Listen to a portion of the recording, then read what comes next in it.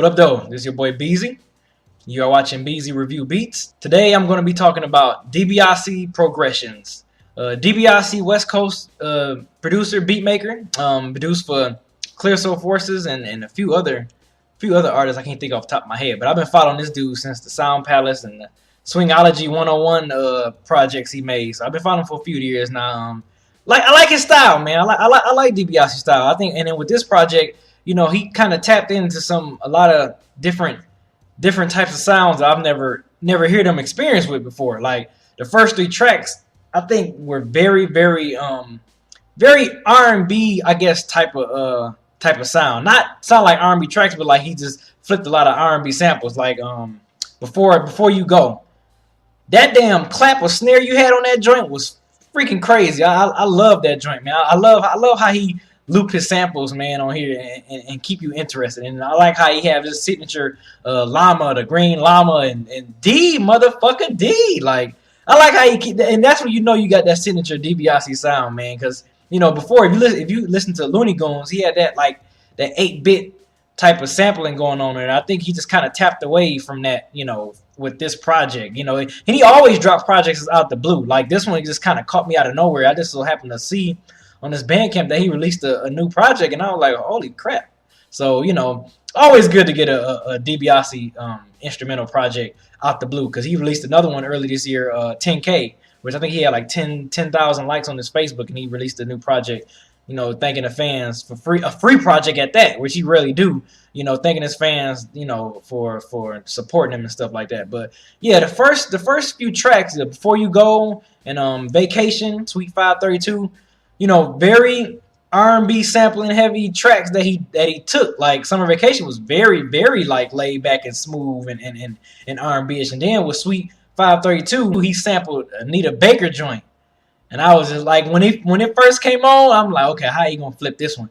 Then when I heard how he flipped it, I'm like, wow, man, like it's crazy. He didn't just take a simple loop and just looped it over and looped it over. Like he really chopped that shit up, and that shit sounded ill as hell. And then he switched it up and chopped it up a different way in the second halfway through this track. He kind of switched it up, and then you heard a different chop how he sampled the same Anita Baker song. So Sweet 532 was fucking ill. That shit kind of caught me off guard, because you hear some producers flip Anita Baker joints all the time, but you know, for them to still, that's the good thing about sampling, man. For you to still take that and make it sound like it's your own, you know, or you don't sound it similar to a previous producer or 2 other producers that flipped the Anita Baker joint.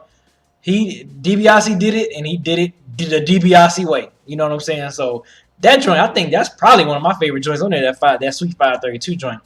Then after 532, it kind of switched up. It goes to like that more, almost like that more of a DiBiase feel that I'm used to, like that spacey, hard drums type of feel with Greyhound. Greyhound was dope. Then it went to Newbie. Then it went to joint Newbie. That joint was good. I love that piano loop on that joint. And the way he switched his drum pattern up on there too. It wasn't your typical basic drum patterns on that joint, on that particular track, which I like. I caught how he switched the drum pattern up on there, and I'm like, that's kind of cool. And I also noticed on most of DiBiase's instrumental projects, he always lists the BPM speed on each track. So if you ever notice, if you see like 85 or 90 or 95, that's the BPM of the track that you're listening to. So I think that's kind of creative, but different, that you don't normally see that a producer listen the actual BPM of each of the tracks. So, but yeah, Newbie is a good joint. More Steez, I wish that joint was longer, because that took me back to that Bubble Space, the joint you did for Clear Soul Forces. I love More Steez. I wish that one was a little bit longer, man. That was one of my favorite joints on there too, as well as the Sweet 532. I was like, damn, it cut off. Then it went to Mysterious. Mysterious was, yeah. After Newbie, you went to More Steez, and then Mysterious. It kind of it changed a little bit. It kind of went to more of like that boom bap feel.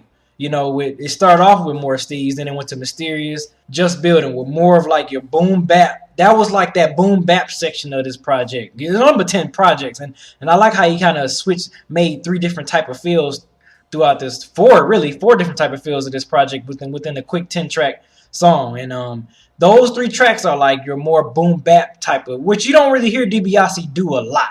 he don't do a lot of boom bap. So you know, it was kind of cool on Just Building to hear him do like that boom bap with that little harmonica sampling on there. I thought that was pretty. I thought that was pretty dope. Someone sampling the harmonica though on there on that joint.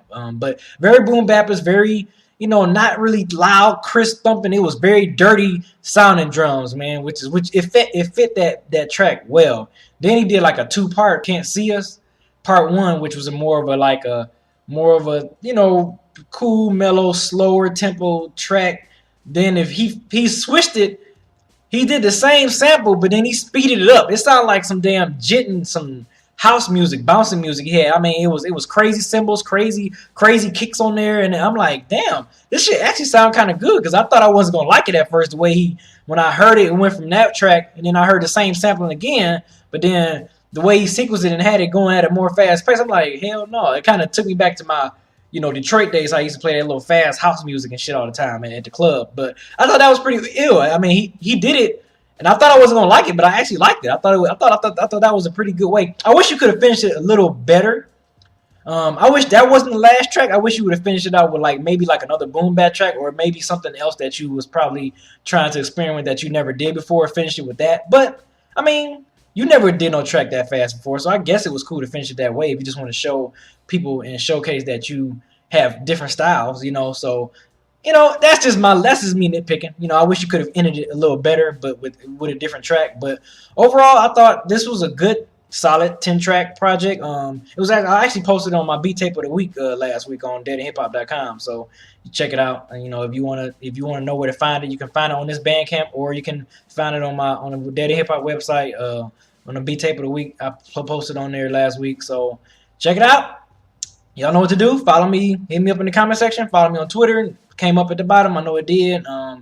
You know, Dibia, if you watching this, I want that damn snap, that clap or that snare in that first track before you go. I love that shit. That shit is fucking crazy.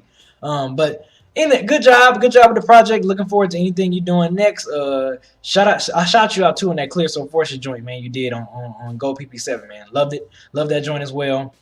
Keep doing your thing. West Coast in the house. Y'all got some talented producers out there. This is your boy Beezy. Thank y'all for watching. Till then, I'll see y'all next time. Peace.